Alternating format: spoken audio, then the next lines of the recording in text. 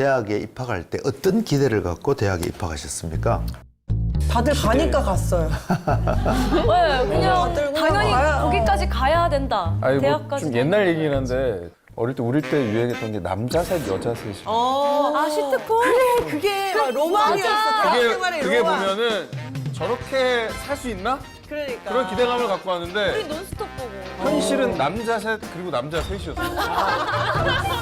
친한 동기가 남자 6명이 졸업할 때까지 지금도 연락하고 있어요. 그리고 지금은 또 많이 바뀌었지만 저희 때는 학교들이 다 여고 남고였어요. 그러니까 그 공학이 잘 없었어요. 그래서 여고 남고라서 아 대학교 가면 연애할 수 있다. 좀 이런 것도 많았던 것 같아. 요즘 대학생들은 어떤 기대를 갖고 대학을 진학하는지 생각해 보셨습니까? 요즘 똑같지 않나? 우리하고 요즘 절반 근데 다르지 취업이 않지 않아요? 힘들어져서 스펙 쌓는데 되게 그죠. 힘들더라고요. 아니 저는 이제 제가 졸업한 과가 선배 멘토링 제도가 있어서 매년 이제 신입생들을 만나거든요. 우와. 근데 최근 진짜 한 4, 5년으로 많이 바뀌었다고 생각이 드는 게 남자들은 보통 그 군대 갔다 오면 공부하자. 1, 2학년 놀고 그런 생각이 많은데 요즘 신입생을 딱 만나면 바로 고시를 시작하거든요. 1학년 때부터 달리더라고요. 그게 저는 너무 약간 놀라운 점이었어요. 많이 바뀌었습니다. 네. 즉 사실 요즘 대학생들은 상당히 긴장하고 또 진지하죠. 이전에 비해서. 사실은 대학이 학생들이 사회로 나가는 마지막 관문이지 않습니까? 네. 그쵸. 그러다 보니까 당연히 사회로 나가기 위해서 진로를 걱정하고 또 직장을 혹은 취업을 걱정해야 되고 취업 설계를 해야 되는 그런 시기다 보니까 뭐 이렇게 대학이 학생들이 그런데 스트레스를 받는 것은 당연하다고 할 수 있겠습니다.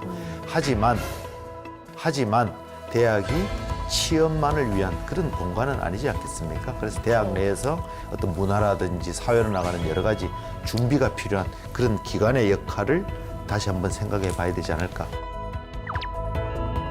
전 세계에는 수천 개의 대학이 있습니다. 과연 이 수천 개의 대학 중 세계 최초의 대학은 어디였을까요?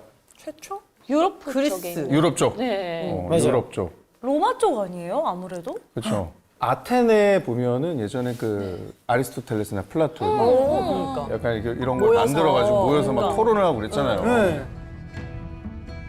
그런 그룹이 대학의 시발점이 아니었어요. 아, 역시 차이나는 클래스 우등생답습니다. 세계 최초의 대학은 우리가 학문의 분류 체계가 있고 학위를 수여한다는 면에서 오늘날의 대학과 비슷한 형태는 11세기 중세 유럽에서 시작했습니다. 11세기. 1088년 이탈리아의 볼로냐 대학이 세계 최초의 대학이라고 할 수 있습니다. 이탈리아 군. 예, 유니버시티라는 단어를 처음으로 사용한 대학이다라고 생각하시면 되겠는데요.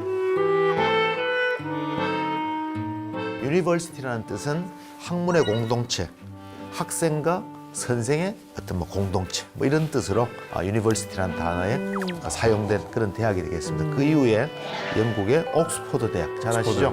아, 옥스퍼드 알죠.